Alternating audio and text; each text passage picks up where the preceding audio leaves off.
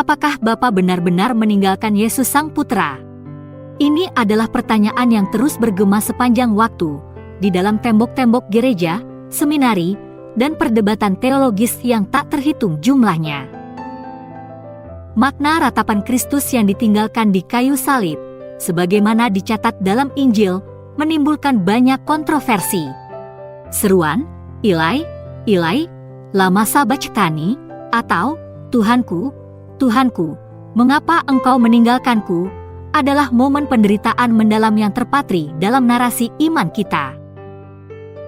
Jika kita menyelami lebih dalam pertanyaan ini, maka kita akan menjelajahi hakikat hubungan antara Bapa dan Anak. Apakah Bapa benar-benar meninggalkan anaknya pada saat yang paling dibutuhkan? Atau adakah pemahaman yang lebih mendalam mengenai ratapan ini yang menunggu untuk diungkap? Implikasi teologis dari pertanyaan ini sangat luas dan kompleks, menjadi sebuah labirin iman dan pemahaman yang telah dilalui oleh para teolog selama berabad-abad. Penafsiran atas seruan pengabaian ini bervariasi. Beberapa orang menafsirkannya sebagai momen pengabaian ilahi, sementara yang lain melihatnya sebagai ekspresi kepercayaan yang mendalam kepada Tuhan, bahkan dalam menghadapi pengabaian. Seruan yang menggemakan Mazmur 22 ini dipandang sebagai simbol Yesus menanggung dosa dan penderitaan umat manusia dengan kepastian keselamatan melalui kebangkitan. Dampak dari pertanyaan ini terhadap berbagai komunitas juga beragam. Bagi sebagian orang, hal ini telah memperdalam pemahaman mereka tentang pengorbanan Kristus. Sedangkan bagi yang lain, hal ini adalah tentang hakikat kasih dan kehadiran Allah pada saat penderitaan. Pertanyaan sehubungan dengan seruan Yesus di salib ini terus mendorong kita untuk mengeksplorasi kedalaman iman dan pemahaman kita. Dan saat kita menggali lebih dalam, ingatlah bahwa jawaban atas pertanyaan mendalam seperti itu seringkali lebih beragam daripada yang terlihat. Mari kita perhatikan kata-kata Yesus yang diucapkan di kayu salib. Ilai, Ilai, lama sabachthani. Seruan kepedihan ini penuh dengan lapisan makna dan emosi. Untuk sepenuhnya memahami kedalaman seruan ini, kita harus kembali ke akarnya di dalam Mazmur 22. Doa yang ditulis oleh Raja Daud ini merupakan permohonan yang tulus kepada Tuhan di tengah penderitaan. Sebuah seruan untuk pembebasan, sekaligus sebuah nubuatan akan harapan dan keselamatan. Bukan sebuah kebetulan jika Yesus menyerukan kata-kata ini di kayu salib.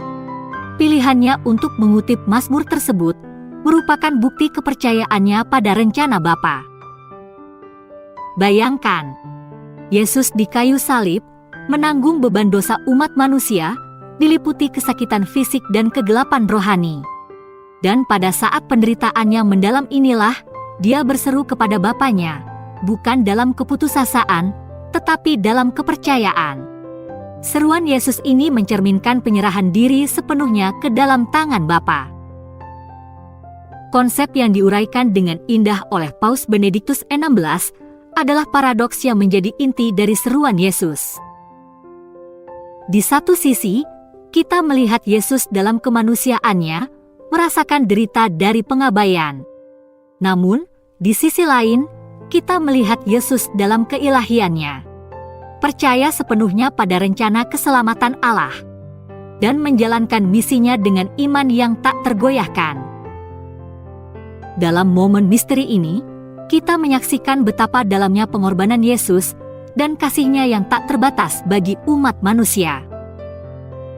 Ini adalah momen yang merangkum kegelapan Jumat Agung sekaligus harapan Minggu Paskah, penderitaan salib, dan sukacita kebangkitan.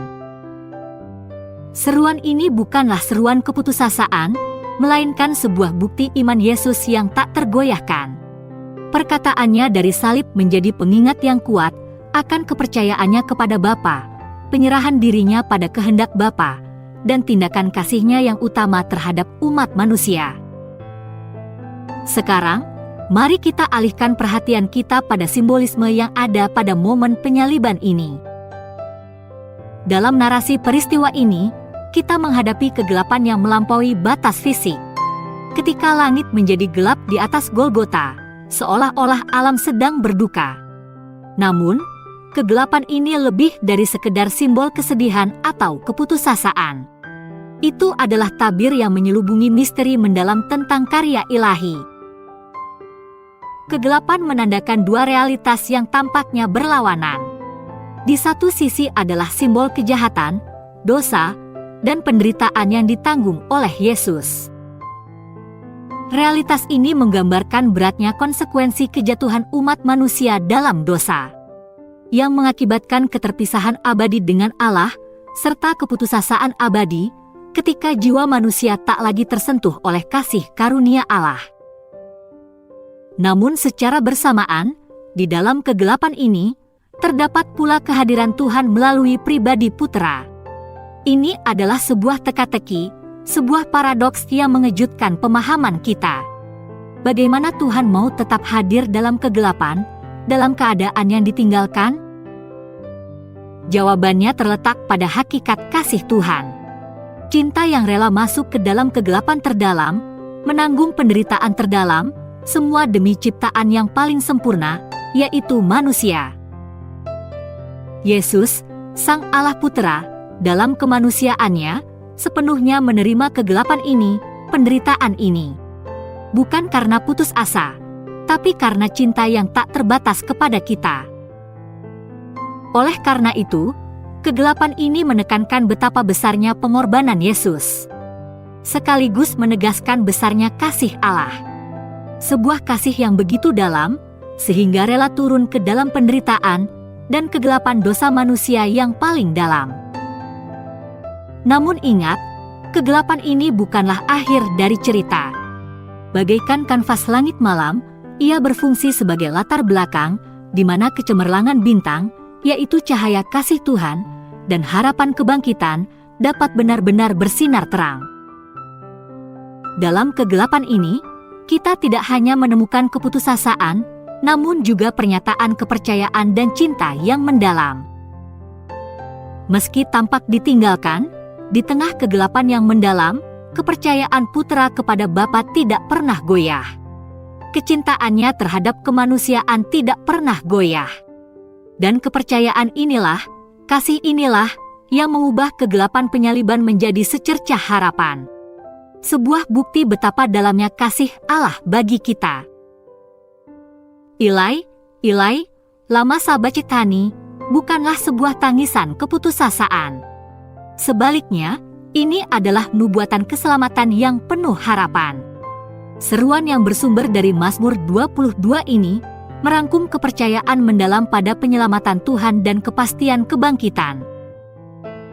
Ini bukanlah pengabaian oleh Allah, namun pengharapan akan campur tangan ilahinya, sebuah mercusuar harapan di tengah kegelapan yang paling dalam.